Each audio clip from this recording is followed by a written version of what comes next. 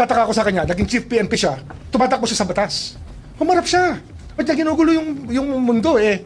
Managot kasi yung mga gawain, sagutin mo yung mga, sabihin mo kung wala ka talagang kasalanan, harapin mo. Anong klaseng tao yan? Di ba? Ganyan ba dapat maging senador natin? Yung tumatakbo sa batas? Is that the hero we want to portray? Di ba? Managot siya, harapin niya lang ang mga paratang at sagutin niya na maayos kung wala talaga siya kasalanan. Flight is indication of guilt. Di ba? It's a very basic tenet of criminal law. Flight is an indication of guilt. Okay, thank you. Sir, last na lang po. Madaling araw kahapon lang yun, no? Madaling araw kahapon, kung saan nagkaputukan at tila tumakas sa protective custody ng Senado si Senator Bato de la Rosa na merong warrant of arrest galing sa ICC. At yun ang mahalagang balita na inaanunsyo ko ngayon sa inyong lahat sapagkat kinakailangan kumilos tayo sa bagay na ito. 6-month microphone. Good afternoon po, Isa Umali po from DCWB. Gaano po katagal yung preventive suspension? 6 months. 6 months. And nakausap niyo na rin po ba si Senator Sergeant at Arms Aplaska? Hindi ko pa kinakausap. At pero pinadala ko na ang order sa Senado para matanggap nila kagad sapagkat ang usapang ito ay napakaseryosong usapan. Sa isang opisina na itinatag ng ating saligang batas, ang mga pangyayaring ito ay hindi katanggap-tanggap. Lalo-lalo na siya ay gumaganap bilang Sergeant at Arms at siya pa nagpaputok unang putok ng baril. It's worrisome if we allow this to go unpunished and just ignore it. We cannot ignore something of this magnitude. Sir, good afternoon. Yanes Papati of GMA News Online. Sir, yung 6 months preventive suspension without pay, would that be correct? Ano ba yung nakalagay sa atin? Hindi. The preventive suspension, I don't know kung may pay or no pay. No pay.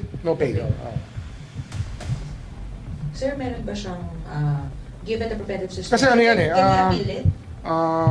pwede nga i-appeal yan. Kaya lang nag-iimbestiga tayo, hindi tayo pwede maglagay ng tao na maaaring maka-impluwensya sa mga bagay na kailangan nating mabungkal dito sa Senado. At syempre kaya nga tayo nagpe-preventive suspension para walang undue influence sa investigasyon. Kagaya niyan, yung usap-usapan sa CCTV, narinig natin, may sapina na rin tayong in-issue para ibigay sa atin ang CCTV na Senado nung gabing yon para makita natin ang buong pangyayari. Sana naman ay walang nawawala na footage sapagkat may mga allegations at mayroong mga nagsasabi baka tinago na yung mga CCTV footage. Sana naman walang cover-up dito. Hi, Sir Camille po from TV. At ano yun, ang investigasyon ito, kasama lahat, kasama ang NBI dito na ating imbestigahan, kasama rito ang USAA, kasama rin yung mga pulis na nagpunta roon sa lugar na yon para malaman natin ang buong pangyayari mula sa perspektibo ng gobyerno. Overall governance to eh. Ito ay executive department, legislative department, ay tayo constitutional body, kinakailangan, ito na ang talagang tungkulin na binibigay sa atin ng saligang batas. Sir, what about Senator Robin Padilla? According to General Aplaska, he was the last person na nakita sa CCTV na kasama po. Kasama yan sa investigasyon. Kasama siyempre si Senator Robin Padilla at hihingi natin ang bersyon ng pangyayari sa lahat. Pati kay Senator Jinggoy Estrada kasi nga mayroong insinuations na sinabi niya na itago yung CCTV. Kung ano ang tono nun, malalaman natin pag may nawala dyan. Baka naman siya mapaghinalaan. Kaya gusto natin magpaliwanag ang lahat. Sir, may tuturing ba na obstruction of justice yung nangyari? Definitely, no? Kaya hindi lang yan obstruction of justice, no? Yung discharge of firearms is disturbing. Yung pakaputok ng baril. Nasa loob ka ng building. At ang yung pinuputukan ay law enforcement. That's so ironic na ang law enforcement, papuputukan mo na warning shot. Ano yun? Siya ba ang ano? Hindi ko alam, hindi ko naintindihan saan sila nanggagaling sa bagay na yun. Sir, on the part of the NBI, will they also be accountable? Kasi parang ang lumalabas, at least dun sa version nila, is there was like no communication between what's happening inside the GSIS building and the Senate building. May... Ando na, may naka-embed naman na ano, may naka-embed doon na reporter. Nakita ko yung footage doon eh. At least we will subpoena the footages of all the networks and all of those who were present in the ano, para naman magkatulungan tayo rito. Para maalam natin lahat, malaman natin lahat. Sir, kailan po effective itong preventive suspension po? Now. Effective today.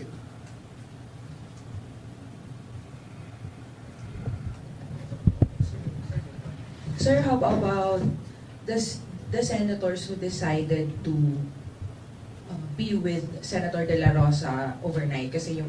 Ayan, titingnan din natin Hindi yan. ba No? ano yun? Hindi We have to, ba we, we have to, liable din we have to sila look at the whole for context. obstruction? Titingnan natin yan sa buong context. No? Kasi nga, parang ano eh, parang maraming suspecha ang tao. Kaya natin ginagawa ito para maalay natin ang fierce na tao na magkakaroon ng whitewash o hindi tayo kikilos ang ombudsman sa bagay na to. Siguro tayo lang talaga ang pwedeng kumilos dito ng gusto na walang bias kasi, di ba? Ang problema rito ay may kanya-kanya tayong dahilan sa iba't ibang departamento, pero dito sa ombudsman, ito yung ating tungkulin na malaman at alamin at ipagbunyi sa tao, ipaalam sa tao yung mga pangyayari mula sa ating perspektibo. Sir, last ano? Sir Joseph po sa GMA. Sir, how are you? Sir, una muna, I'll just pick up from your point. Sabi niyo po, it's worrisome na pag nilagay natin ganung klaseng tao dun sa in that position and in that power. Can we elaborate with reference to... Santo. Yung kanina po, kay Plaska? Apo, na Hindi, parang kasi very nga, worrisome. worrisome yun. Kasi nga, papuputukan mo law enforcement. Ano siya, mas mataas sa law enforcement? Is he higher than law enforcement? He's supposed to help the Senate maintain the rules of the Senate. Pero para paputukan mo law enforcement, ibang usapan yan. Eh, hindi natin tinotolerate yung kanyang behavior. We do not tolerate that. Sir, so technically, the ombudsman is conducting an investigation Yes, into what happened. yes, we already formed a panel. We're actually, buo na ba yung panel natin? In the process. We're in the process of forming a panel that will be complete by the end of the day para mag-issue na kami ng subpoenas for next week. As early as next week, sir. As early as next week. Okay. For what possible violations? Marami eh. Di ba? Obstruction, sir? Obstruction of justice yung isa sa pinakamabigat dyan. Failure to maintain public order and safety within Senate premises. Tsaka, Sir, pasok ba yung parang cuddling ng criminal? Hindi ganun ba tayo? Cuddling. yun din. Aiding and abetting a criminal. Or a fugitive from justice. At least 3, sir, no? At least marami yan. Marami tayong makikita ditong gross neglect of duty. Marami yan. Marami. You can throw the book at them eh. Kasi unforgivable para sa akin. Mahirap patawarin yung ginawa nilang yon na nagpapatok ng baril sa loob ng premises ng enclosed building. Mas larong delikado yon. It could have hit somebody. I'm sure yung mga kapatid nyo sa hanap buhay, yung mga kaibigan natin sa media, many of them were shell-shocked by the kind of ruckus caused by the gunfire. Hindi biro yon. Alam nyo, ang na-embed sa utak natin, sa consciousness natin pagka pumuputok ang baril. Wala may gusto nun. Wala may gusto nun. Sir, would you like to comment on allegations or insinuations that it's a show na staged? Well, we will find out. That's why we are conducting the investigation. There are allegations na ito ay ginawang moro-moro, scripted. Tingnan natin kung scripted ito. We will find out from the facts as we are able to gather everything properly. Sir, last on the media. So we will ask our friends from media to submit their own affidavits para ma-narrate nila yung pangyayari together with the footages that they took. So parang announcement niyo, sir, considered na parang notice na to? Yes, notice na rin sana yan sa mga kapatid natin sa media. Notice natin sa buong OSAA. Kasi OIC lang naman yan eh. Yung mga OSAA na career, I'm sure, meron din silang sasabihin tungkol dito. Baka mag-overlap lang to sa DOJ investigation, but we can deal with that. I will talk to the Secretary of Justice. Kahit i-joint namin to na investigation, pwede. Wala akong problema ron. Kaya lang nga, syempre, the NBI is under the DOJ. Baka mas maganda kung dito talaga nakasentro yung investigation, but they will be assisting us in that regard. Yun muna sa Okay? Sir, here ba ako? Sir, meron po ba tayong update on filing of flood control or infrastructure cases? Maraming Against nangyayari. senators? Many things are happening. Maraming nahihinog na. At you will find out in due time. Within the month, marami kami ifa-file. Within next month, marami ifa-file. Merong mga tingin namin, mahihinog pa ng early July. Pa-file din namin. Pero tuloy-tuloy yan. Hindi tumitigil ang trabaho dito. People go to work here every day to precisely to attend to that. Kasi nga, yun ang trabaho namin. That's the job that we swore to undertake when we accepted our positions here. Sir, konti lang. On the subject of the legality or the validity of the arrest warrant, would you like to comment on the conflict? If it's a conflict, It is there's a presumption of regularity based on 9851, Republic Act 1951. It is for the court to stop it because it's the executive's function to serve it. Okay. Oh. Pero sir, yung sinasabi nila na parang medyo 9851 and then the Rome Statute of Article 58, 59. Hindi, ano yan? Wala yan. The Rome Statute will not apply here as much as 9851. Because wala na yung Rome Statute does not anymore apply to this case. This is a purely local matter. Hindi ito nagpupunta sa ICC. Ito dito sa ating bansa. Because we're not a member of it anymore? Well, that's one reason. Yeah. But 1951 is the prevailing law. Is the prevailing law. Okay, sir. Thank you. Okay? Sir, meron po ba kayong bagong request for PHTO? And if you can name it. Hindi, wala pa kaming request. Pero marami kami binabantayan ngayon. We're guarding a lot of things.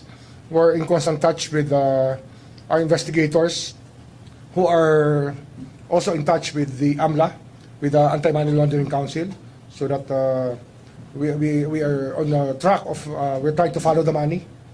Yan pa rin sa flood control, we're trying to follow the money. Yun pa rin eh. In the end, that's what matters here. Konti lang sir, medyo na-excite na kami sa'yo. May laundry list na ako sir, konti lang.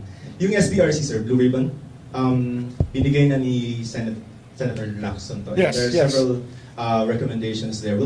How are you going to use the report? No, we will validate everything. It's a guide to us. It's a guide for us to use. Not necessarily adapt. Not necessarily adopt, because we have to find out through our own sources. And of course, we have to follow the evidence. So yung special panel of investigators which allegedly issued recommendations already, can we get an update on it? And if you're going to What do you issue mean? What special on panel? kay Speaker Martin? No, basta ongoing ang work dyan. Ongoing ang work. It's a very active case right now. Every day, we're working on that case. Hindi kami tumitigil. No subpoenas forthcoming? We have issued subpoenas, but we're not revealing the persons in the receipt of the subpoenas. Because, let's put it this way. What we are up against is big money, who can afford all the lawyers and even their own private investigators, who may want to throw a monkey wrench into the judicial process. So we have to play with our own by our own rules for us to be effective in this job. Sir, kung may subpoena, may PI na tayo. Andiyan na yan. Papasok na yan dyan. Kasi yung subpoena power naman, kahit sa fact-finding, we have subpoena powers. Sir, Evan Alvarez po from UNTV. Balikan ko lang po yung sa PHTO. Since si Sen Cheese po meron ng PHTO, are we looking na rin po ba na mag-file ng complaint sa AMLAC para po ma-freeze yung assets niya? Well, we're on that. We're working our way through it. Yeah. Sooner Sooner than later. So yung kailangan ng speaker sir, wala pa siya sa TI level? Malapit na rin. Yung unang kaso niya, nandiyan na. Yung money laundering, nandiyan na. But there are other counts of money laundering that we're filing before the other main cases that we file. May main case pa yan eh. So yung mga pending mo kay Sen Joel, Cheese... Ongoing. Kaya lang, we don't want to get we don't really want to din out the noise of impeachment. Impeachment is a constitutional process. As we are a constitutional body, we give due respect to the process. Kaya ayaw namin makihalo sa ingay ng impeachment. But ito, wala kaming choice. Kundi lumabas, kasi yung pagputok ng baril na yon at nagkaputukan sa loob ng Senado at nawala yung isang taong kailangan makausap ng accountability officers ng ating bansa at ng mundo, ay meron tayong problema. Diba? Kailangan lumabas kami dito sa bagay nito. Kung hindi lang nangyari sa Senate, hindi ako lalabas dito. Kaya lang, ito, urgent itong nangyaring ito. Kasi nagkaputukan nga eh. Hindi natin pwedeng palampasin itong pagkakataong ito na mayroong taong sinasabi sa law enforcement mas mataas ako sa inyo, pakaputok ng balon sa kanila. Sino siya? Anong karapatan niyang gawin yun? Diba? Mas mataas ka sa law enforcement, sino ka? Not even the president will do that. Who has the power? Not even us. Nobody here can say that or do that. And when you try to be above the law, then you have a problem. So on that, sir, ano po yung tingin nyo na dapat na mas naging akbang action po sana ng kusaan dun sa sitwasyon na yun? Kasi even the... They should have kept the peace. Ikaw unang papaputok, ano yun? Di ba? Sergeant at times pa? Ikaw mag-uumpisa? Kung baga sa away, ikaw nagsimula eh. Di ba? You caused the commotion by discharging a firearm. Discharging a firearm is very dangerous. It could have hit somebody. Nasa first floor ka ng Senate. Di, sa level na yun, pag pinutok mo sa baba, may tao. Pag pinutok mo sa taas, may tao. Eh, pag ricochet yan doon, di may tinamaan na naman. Buti na walang tinamaan. Hindi naman kailangan baril yun eh. Tsaka siya yung unang-unang nagsuot ng bulletproof vest. Yun ang report sa akin. Talaga meron talagang intensyon. Yun nga, yung tinitingnan natin, iniiwasan natin, yung magkaroon ng script yan, na it was all a ruse. Yan ang mga allegations ng tao, kaya dapat we go to the bottom of it. Para wala ng speculation, let's study what happened and hear it from people who were there. Ombudsman, follow-up lang din po. Kasi may mga speculations na staged, palabas lang. Exactly. Exactly why we have to investigate. Kasi nga, we cannot accept the fact that it was staged, then by who, and who were in cahoots. Di ba? Okay? Thank you. Oh. Reaction lang po ba kayo? Sabi po ni Senator Bato, thankful daw po siya sa inyo kasi nabigyan niyo daw po siya ng early information about the ICC. Hindi, nagtataka ako sa kanya, naging chief PNP siya, tumatakbo siya sa batas. Humarap siya. Ba't niya ginugulo yung mundo eh? Managot kasi yung mga gawain, sagutin mo yung mga, sabihin mo kung wala ka talagang kasalanan, harapin mo. Anong klaseng tao yan? Di ba? Ganyan ba dapat maging senador natin, yung tumatakbo sa batas? Is that the hero we want to portray? Di ba? Managot siya, harapin niya lang ang mga paratang at sagutin niya na maayos kung wala talaga siya kasalanan. Flight is indication of guilt. Di ba? It's a very basic tenet of criminal law. Flight is an indication of guilt. Okay, thank you. Sir, last na lang po. Ever mapatunayan na stage, na scripted lahat ng nangyayari, ano yung mga kaso na pwede nating isang... Obstruction of justice sa pinakamabigat dyan. I think, sa ngayon. Including senators. Well, whoever is found to be in on it. Diba? Okay, thank you.